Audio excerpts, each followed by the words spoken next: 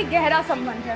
सुनो स्वाभिमानी पुरुषों, तुम्हारी शान पर थूकता है जमाना आज। खड़े हो मंडप में लेकर भिखारियों का ताज, चेहरा सजाए बैठे हो तुम, बड़े ही शान से बिक गए हो तुम सरेआम।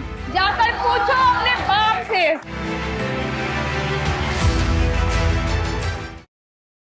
नमस्ते पब्लिक, आज का मेरा टॉपिक है दहेज। और दहेज प्रथा से मर्दों का एक बहुत ही गहरा संबंध है। और जहाँ मर्दों की बात आए वहाँ सिमरन आए, ऐसा हो सकता है क्या?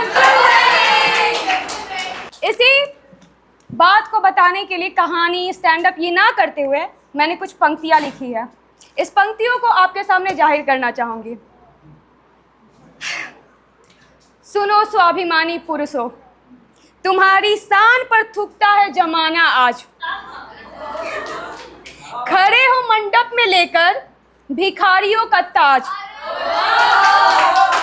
चेहरा सजाए बैठे हो तुम, बड़े ही शान से बिक गए हो तुम सरेआम। जाकर पूछो अपने बाप से। कमा नहीं सकते तो शादी का धंधा खोल लेते हैं।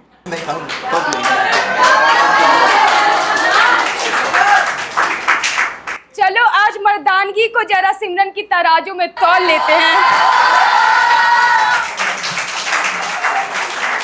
इंजीनियर बाबू का रेट सुनो, एक चमचमाती गाड़ी है। सरकारी नौकर हो अगर तो फिर करोड़ रुपए भी भारी है। डॉक्टर साहब को कैश चाहिए, साथ में पूरा फ्लैट। जैसे दूल्हा नहीं कोई प्रोडक्ट है जिस पे लगा है रेट का टैग। ये जो सहरा सजाए बैठे हैं, ये यहाँ तुम्हारा राज नहीं है और ये तुम्हारी कीमत का बिल है जिसकी थोड़ी भी लाज नहीं है।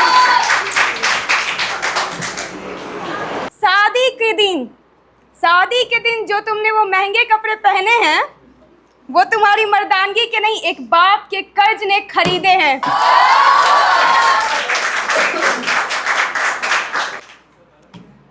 उस रात को याद करो जब हंसी खुशी बारात आई। बाप ने अपनी जिंदगी भर की कमाई आपकी थाली में सजाई। उस बाप की लाचारी का जरा हिसाब तो करो। तुम अपनी लालच की थोड़ी सी किताब तो पढ़ो। जिसने अपनी मेहनत के पसीने से बेटी को पढ़ाया था, उसको क्या पता था उसने दूल्हे को नहीं अपने घर एक डकैत को बुलाया था।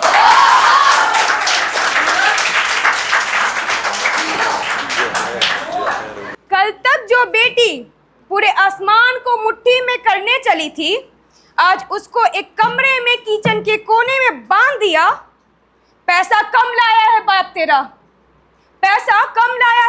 तेरा, ये कहकर उसके वजूद को मिट्टी में मिला दिया।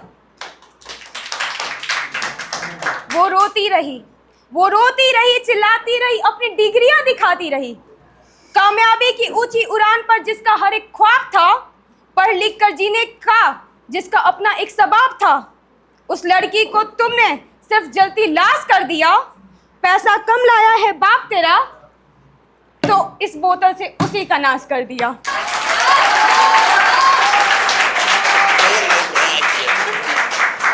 एक तरफ बाप ने बेटी को पढ़ाकर आसमान दिया, दूसरी तरफ तुमने इस बोतल से उसी का इम्तिहान लिया। गोल्ड मेडल लाने वाली बेटी भी इस बोतल के आगे हारी है, क्योंकि इस मॉडर्न इंडिया में आज भी मर्दानगी महज एक बीमारी है।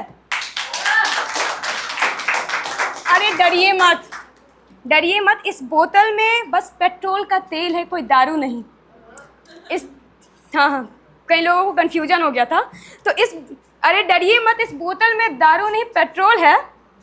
आपको क्या लगता है ये सिर्फ लड़की को जलाने का खेल है? आज की स्त्री, अरे ओ दूल्हे राजा, आज की स्त्री आत्मनिर्भर है। उसने एक रास्ता बनाया है। उन्होंने इस मिट्टी के तेल के अब एक नए अर्थ ढूंढ निकाला है। आपकी सोई हुई मर्दानगी को अब हमें ही तो रोशन बनाना है।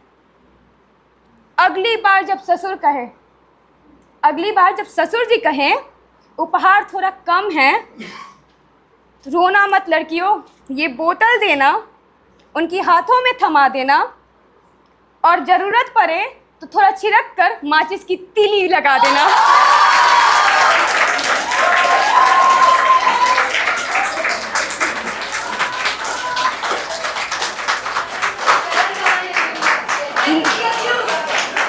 ना बिकेगा इंसान, ना झुकेगा स्वाभिमान। लड़कियों, तोड़ दो हर लालच की दीवार, क्योंकि अब हर लड़की की आवाज से निकलेगा सिर्फ एक ही नारा, इंकलाब। Thank you sir.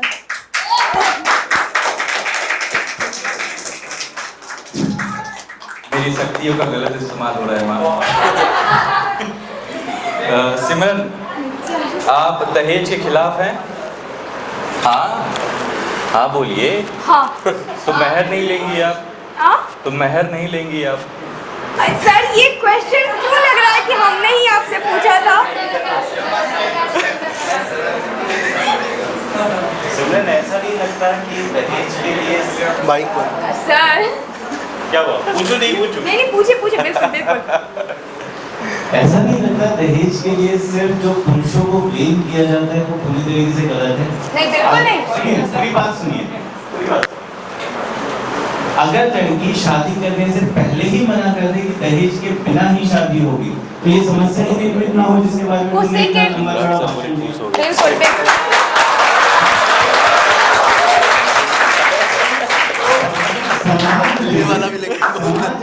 हमेशा गलत पुरुष क्यों, जब गलतियों में बराबर की भागीदारी लड़कियों की भी है? सर,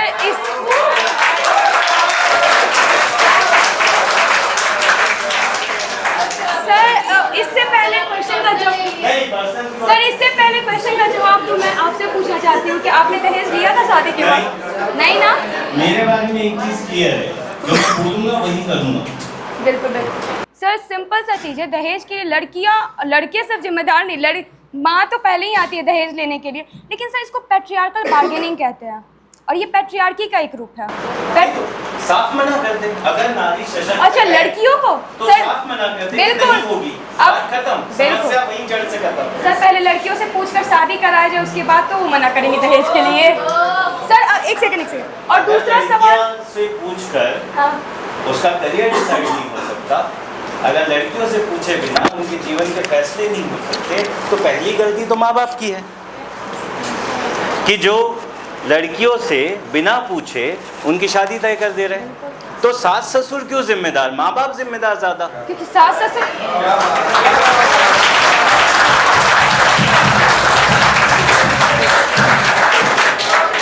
पलट रहे हैं सब सर। वो माँ बाप जो कर्ज लेकर अपनी बेटियों की शादी कर रहे हैं, ठीक है, वो किस झूठी शान के लिए ये सारा कर्ज कर रहे हैं? सर, बेसिकली जब दहेज प्रथा की शुरुआत हुई थी तो हाइपरगेमी से हुई थी, जहाँ एक छोटे स्टेटस की लड़की अपने बड़े स्टेटस के मर्द के साथ जब उसको स्टेटस मेंटेन करना होता था तो दहेज दिया जाता था। पहले की शुरुआत ऐसी हुई थी। बट आज जहाँ तक बात है, लड़कियाँ मना क्यों नहीं कर रही हैं? हम भी लास्ट में जब लड़कियों का नारा बोले इंकलाब जिंदाबाद, मेरा कहने का मतलब यही था कि अब तुम लोग विमेन एम्पावर हो रही हो, और इसका सबसे बड़ा सबूत है कि इस क्लास में मर्दों की संख्या थोड़ी कम लग रही है औरतों के मुकाबले।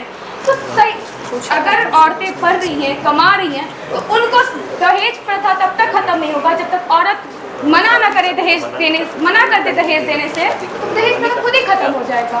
तो लड़के का यही तो मैं कह रहा हूँ, ये तो दहेज प्रथा खत्म करने का तरीका है। दहेज प्रथा खत्म करने का कारण जो है वो मर्द ही है सर।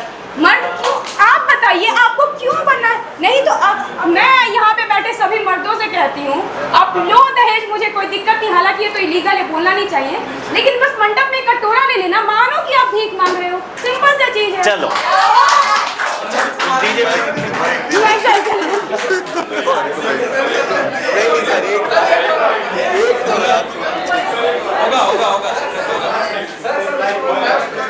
सर, एक मुझे भी पूछना है। अरे मैम, अच्छा, आपने कहा कि लड़कों को मंडप पे कटोरा ले लेना चाहिए, तो लड़कियों को भी एडमिट करना चाहिए ना कि हम पढ़े लिखे नहीं, हम करियर नहीं बनाए, बड़े से घर में दहेज देके हमारी शादी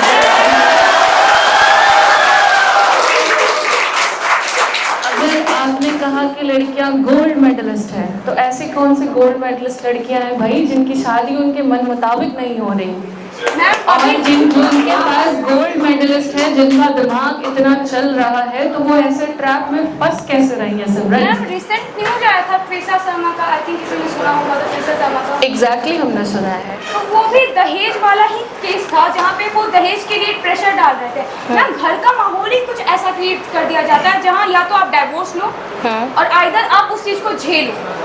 तो यहाँ पे जो गोल्ड मेडलिस्ट वाला टर्म है, गोल्ड मेडलिस्ट होने के बाद भी वो है तो इंसान ही ना।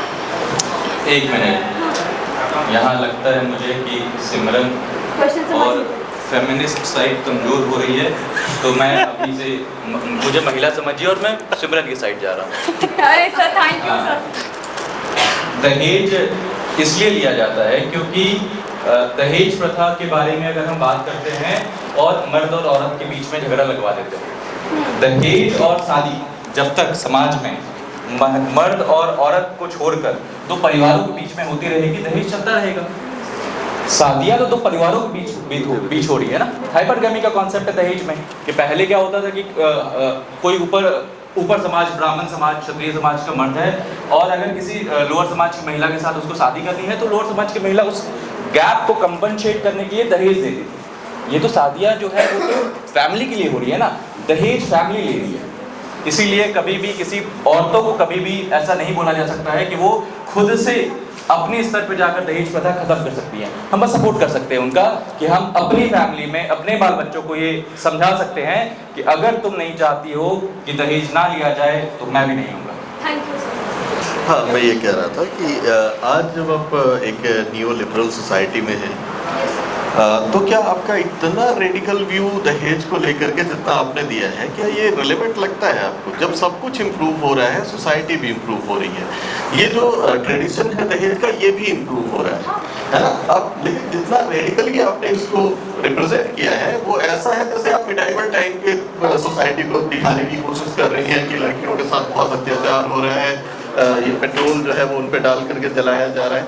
देखिए, एक्सेप्शनल केसेस तो हर जगह है ना, मतलब जाहिर सी बात है कि अगर वो पेट्रोल है तो दूसरी तरफ वो ब्लू ड्रम भी है, एक्सेप्शंस है।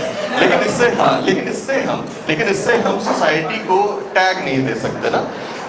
तो अगर हम इम्प्रूवमेंट की तरफ जा रहे हैं, लिबरलिज्म की तरफ जा रहे हैं, जहाँ पर इक्वालिटी धीरे धीरे इम्प्रूव हो रही है, तो क्या इसको थोड़ा सा लिबरल नहीं किया जा सकता आपके व्यूज को? सर हमारी सोसाइटी में सिंपल सा चीज़ है, आपने ब्लू ड्रम का एक नाम लिया, ब्लू ड्रम पे स्टक मत कीजिए। नहीं स्टक नहीं कर रहे हैं। ब्लू ड्रम सिर्फ एक सिंगल केस था और सबके मुंह पर उसका नाम है। एनसीआरबी डाटा के अकॉर्डिंग महीने में कम से कम 30 लड़कियां दहेज के कारण जलाई जाती हैं। तो अगर हम ये सोच रहे हैं कि दहेज प्रथा का आज इम्प्रूवमेंट हो गया है, दहेज प्रथा खत्म हो गई है, ऐसा नहीं है। बहुत सारे गांव और झारखंड और बिहार जैसे इलाके, तो हमारे बिहार में सर एक कहावत है, भोजपुरी में गाना जो बनता है, फौजी के बिना गाना नहीं बन सकता और दहेज के बिना शादी नहीं हो सकती। तो बिहार में दहेज आज भी बहुत ज़्यादा प्रिवलेंट है और ये एनसीआरबी डाटा जो बता रही है पूरा नेशनल लेवल पे, तो आज भी ऐसा ही है। और जितने भी मेरे स्क्रिप्ट में जो पॉइंट्स थे, ये दहेज के माइंडसेट को दिखाते हैं कि वो क्यों लेते हैं और मेरे उसके अगेंस्ट है। तो अगर ये रेडिकल हो रहे हैं, then I am proud of it. मैं बिल्कुल सिमरन के सपोर्ट में हूँ। हाँ, bias हो रहे हैं।